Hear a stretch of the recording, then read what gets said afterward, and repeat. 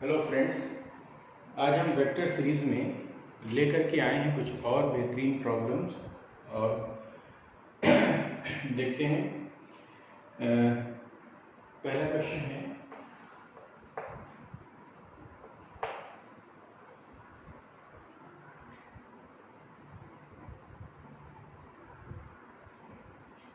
0.4i plus 0.8j plus सी के, ये एक वेक्टर है। 0.4i प्लस 0.8j प्लस सी के, ठीक है। अगर ये if 0.4i plus 0.8j plus सी के रिप्रेजेंट्स a unit vector, ठीक है, then find the value of c। अगर ये वेक्टर जो है, इसको हम ब्रैकेट में कर देते हैं, ये वेक्टर यूनिट वेक्टर रिप्रेजेंट करता है, एक यूनिट वेक्टर को रिप्रेजेंट करता है, तो हमें ये दिखाना है कि c की वैल्यू क्या होगी। ठीक है, c की वैल्यू क्या होगी ये हमें बताना है। ठीक है, तो देखिए कैसे हम करेंगे। अगर कोई वेक्टर a होता है, फॉर एग्जांपल कोई a वेक्टर है, तो इस वेक्टर को हम कैसे लिखते हैं? a vector mod of a vector यानी मैग्नीट्यूड ऑफ a वेक्टर और इनटू a कैप यानी डायरेक्शन ऑफ a वेक्टर या यूनिट वेक्टर ऑफ a। तो अगर ये यूनिट वेक्टर होगा, अगर हम a वेक्टर की बात करें तो इसमें क्या करते हैं, a वेक्टर को हम a वेक्टर के मॉड से डिवाइड कर देते हैं, a वेक्टर के मॉड से डिवाइड कर देते हैं। ठीक है, सिंपल सा है। तो ये कहलाता है unit vector in the direction of unit vector for a vector. A vector का यूनिट वेक्टर भी हो गया। या दूसरा तरीका क्या है, यूनिट वेक्टर होता क्या है? यूनिट वेक्टर को अगर हम ए वेक्टर है, ए का यूनिट वेक्टर है, ठीक है, और इसका अगर हम मॉड निकालें, तो ये वैल्यू आनी चाहिए 1।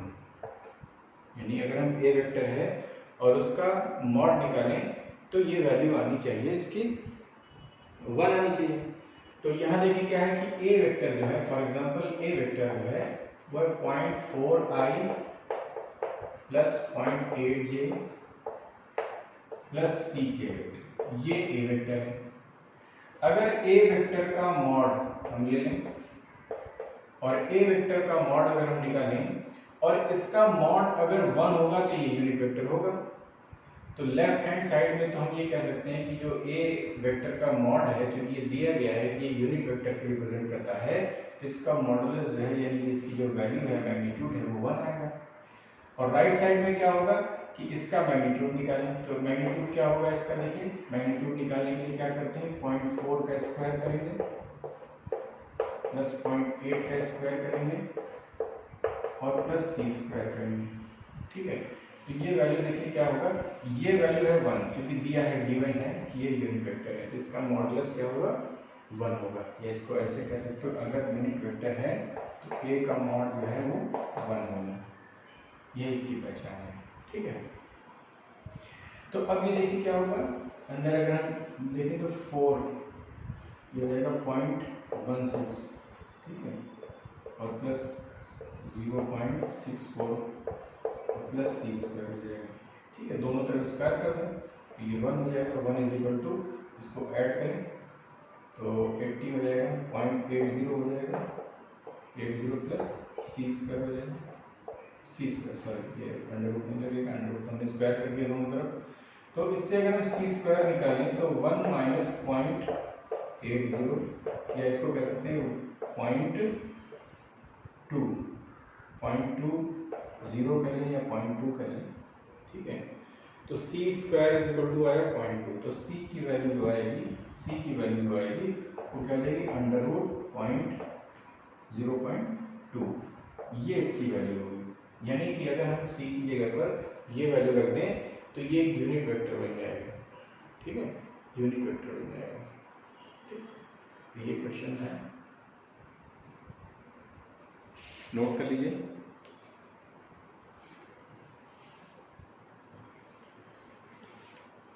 एक बड़ा अच्छा सा कॉन्सेप्चुअल सवाल है, उसको देखते हैं। क्वेश्चन नंबर 2,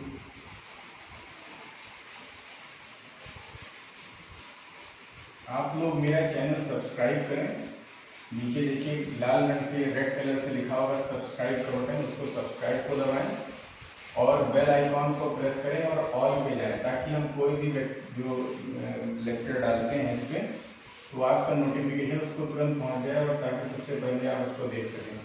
ठीक है, तो आप सभी लोग सब्सक्राइब करें चैनल को और चैनल को सब्सक्राइब करके बेल आइकॉन को दबाएं।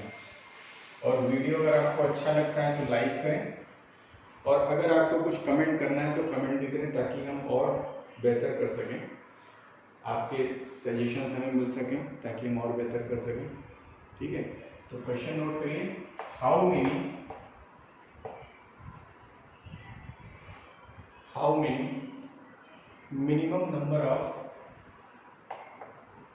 minimum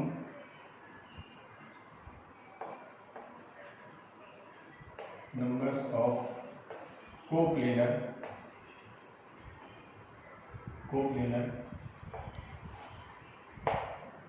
vectors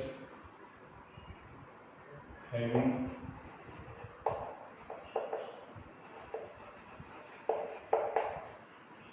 different magnitudes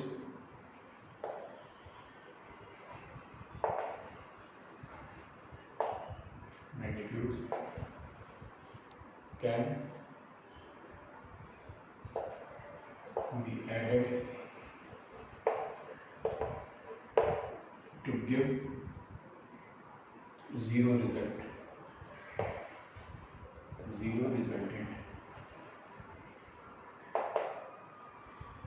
कहते हैं कि कितने कम से कम वेक्टर्स को प्लेनर वेक्टर्स जो है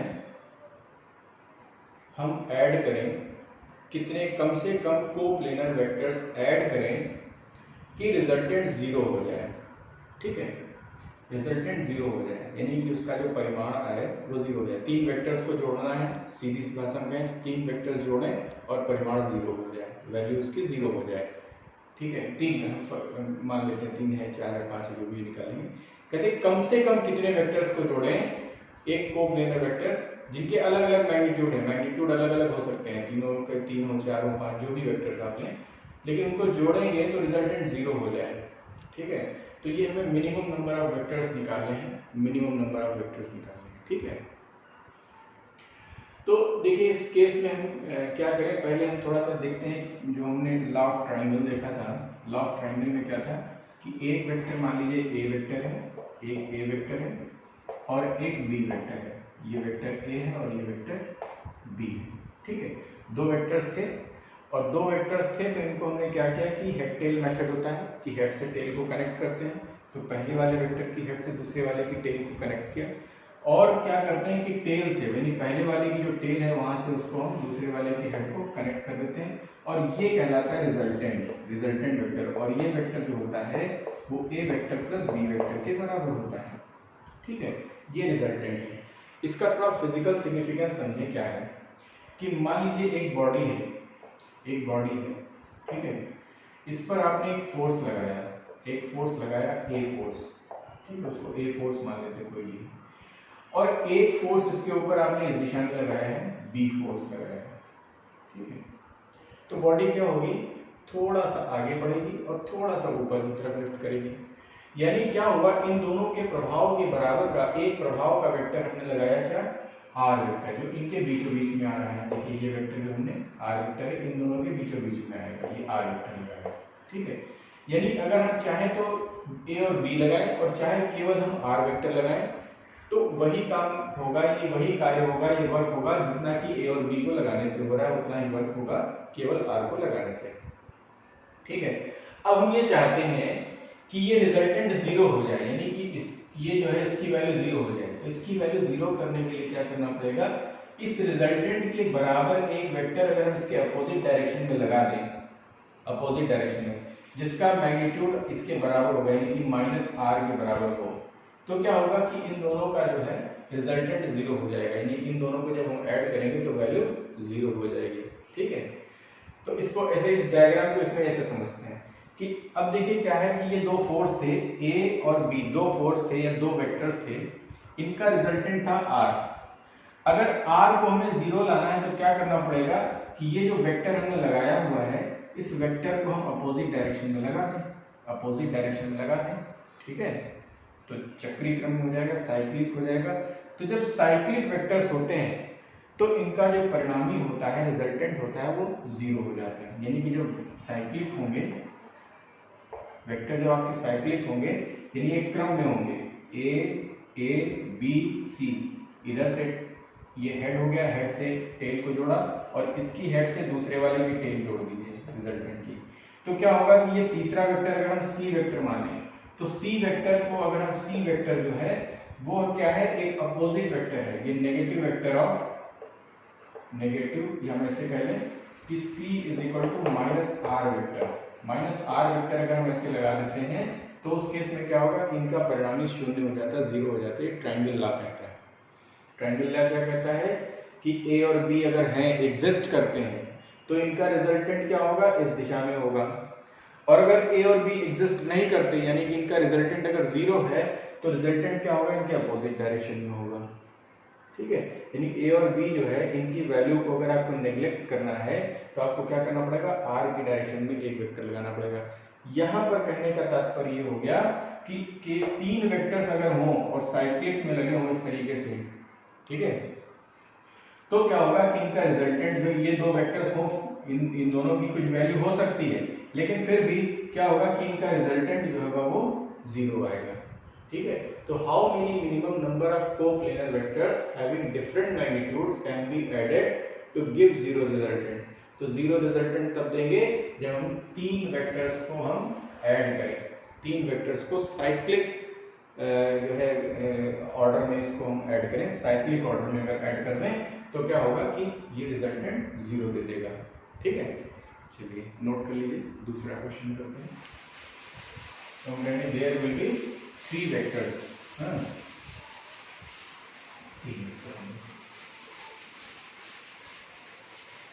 थोड़ा सा कंसेप्चुअल है। अभी फोर्थ में जब हम आगे चलेंगे वहां पर हम न्यूटन्स फर्स्ट लॉ में देखेंगे, तो न्यूटन्स फर्स्ट लॉ में इस तरह की प्रॉब्लम्स आएंगी, वहां पर हम उसको और बेहतर तरीके से करेंगे। ठीक है, अब एक क्वेश्चन है, द एक्सप्रेशन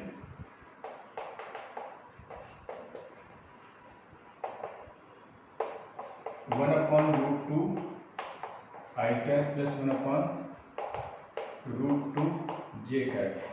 ठीक है, ये लिखा हुआ है one upon root two I cap plus one upon root two j cap is a, question है is a number 1 unit vector, unit vector, number दो नल वेक्टर, नल वेक्टर मतलब zero vector, null vector. Number 3 vector of magnitude root two, vector of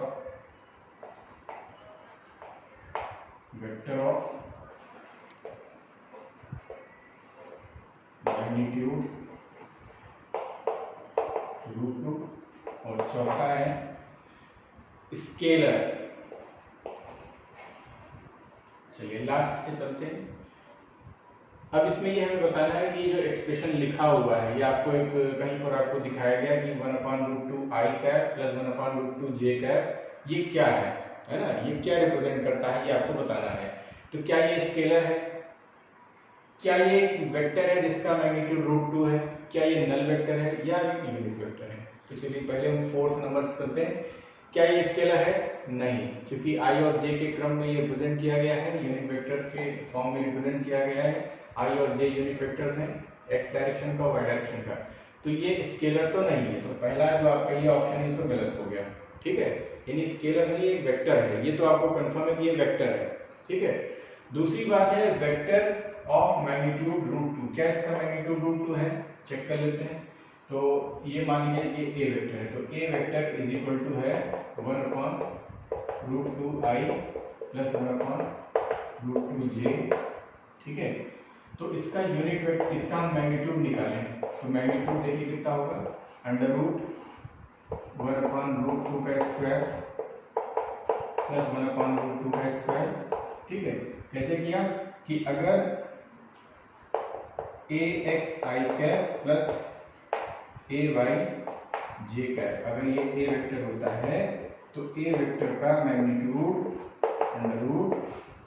√ax square plus ay square के बराबर होता है।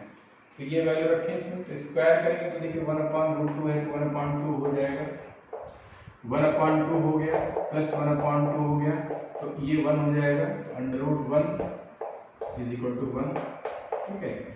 तो ये जो तीसरा वाला पॉइंट आ गया वेक्टर ऑफ मैग्नीट्यूड √2, ये भी गलत हो गया क्योंकि इसका मैग्नीट्यूड √2 नहीं है। नल वेक्टर, तो नल वेक्टर नहीं है क्योंकि इसमें कुछ ना कुछ वैल्यू दे रखी है, 1/√2 है, 1/√2 तो नल वेक्टर तो है ही नहीं, जीरो वेक्टर होता तो नल वेक्टर कहलाता, तो ये भी गलत है। अब यहाँ पर देखिए यूनिट वेक्टर, यूनिट वेक्टर क्या होता है, यूनिट वेक्टर हम उसे कहेंगे जिसका मैग्नीट्यूड, जो वेक्टर मैग्नीट्यूड जिसका 1 होता है वो यूनिट वेक्टर कहलाता है। तो देखिए ये वेक्टर हमने ए वेक्टर लिया था, इसका मैग्नीट्यूड निकाला, तो मैग्नीट्यूड ऑफ ए जो है वो 1 है, इसका मतलब ये दिया गया वेक्टर एक यूनिट वेक्टर को रिप्रेजेंट करता है, ठीक है। वेक्टर तो है ही लेकिन ये यूनिट वेक्टर है, ठीक है, केवल डायरेक्शन को शो करेगा, नोट कर लीजिए। चलिए अगला क्वेश्चन देखते हैं, वो भी कंसेप्चुअल क्वेश्चन है,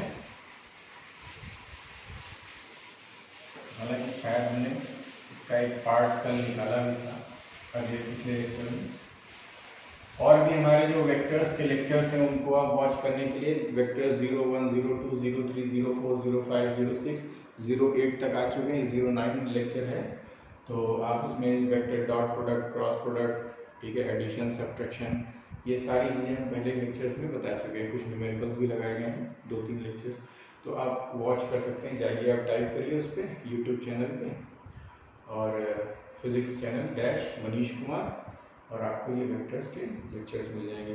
चलिए एक दूसरा देखते हैं, the angle made by the vector, angle made by the vector, कोई एक वेक्टर ए ले लेते हैं, vector A is equal to I cap plus J cap, ठीक है, with X axis, with X axis,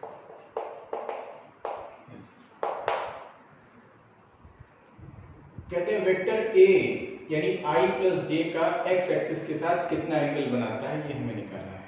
ये वेक्टर एक्स एक्सिस से कितना एंगल बनाता है ये हमें निकालना है। तो पहले चलिए एक थोड़ा सा माइंड में समझने के लिए कि कैसे हम इस वेक्टर को प्लॉट करना हो तो कैसे प्लॉट करेंगे।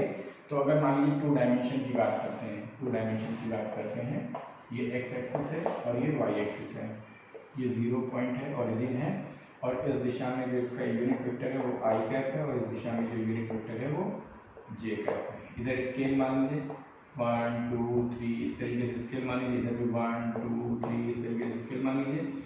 अब देखो ये कहते हैं कि आई की डायरेक्शन में हम 1 यूनिट चले हैं, 1 यूनिट चले हैं, तो आई की डायरेक्शन में पहले 1 यूनिट चले, और फिर हम जे की डायरेक्शन में 1 यूनिट चले, ठीक है, जे, ठीक है, तो यहाँ पर कुछ हम एक पॉइंट मिलेगा।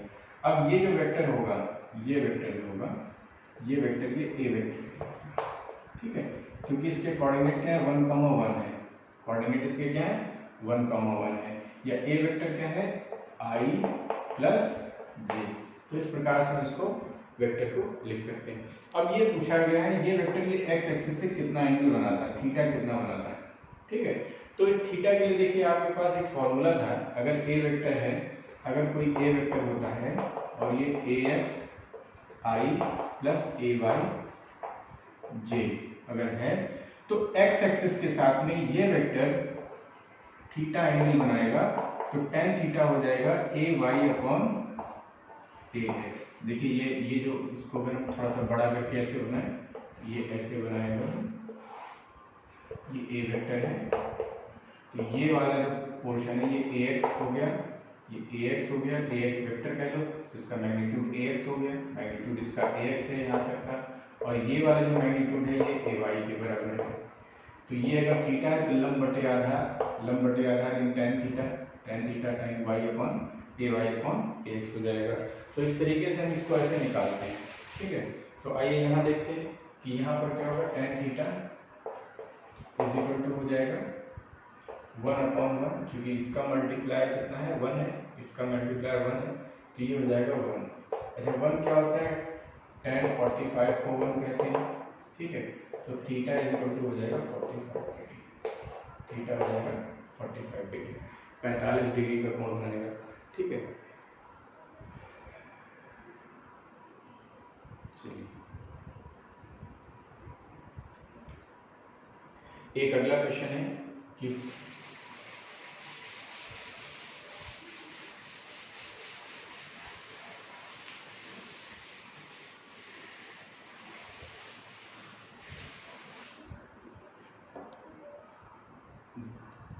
the value of a unit vector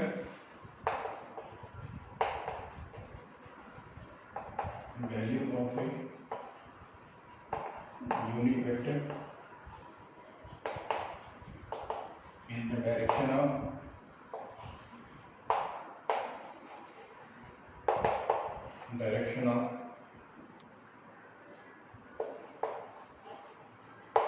vector A is equal to 5i minus 12j is। देखिए ऑप्शंस क्या दे रखे हैं, ऑप्शंस है इसमें आई कैप, दूसरा ऑप्शन है जे कैप, तीसरा ऑप्शन है आई प्लस जे अपॉन 13 और फोर्थ ऑप्शन है 5i माइनस 12j अपॉन 13। एक वेक्टर दिया है ए वेक्टर 5i माइनस 12j, इसके जो है यूनिट वेक्टर जो है इसकी डायरेक्शन में एक यूनिट वेक्टर निकालना है, इसकी डायरेक्शन में यूनिट वेक्टर निकालना है। तो इसकी डायरेक्शन में जो यूनिट वेक्टर निकालेंगे वो इसके वही डायरेक्शन होगी जो कि जो है इसका यूनिट वेक्टर की डायरेक्शन होगी, ठीक है। तो हम इसका यूनिट वेक्टर निकालें, तो देखिए ए वेक्टर क्या है, सॉल्यूशन देखिए क्या है, ए वेक्टर जो है ए वेक्टर 5i माइनस 12j, तो ए वेक्टर का यूनिट वेक्टर क्या होगा, तो यूनिट वेक्टर होगा a vector upon mod of a vector, ठीक है।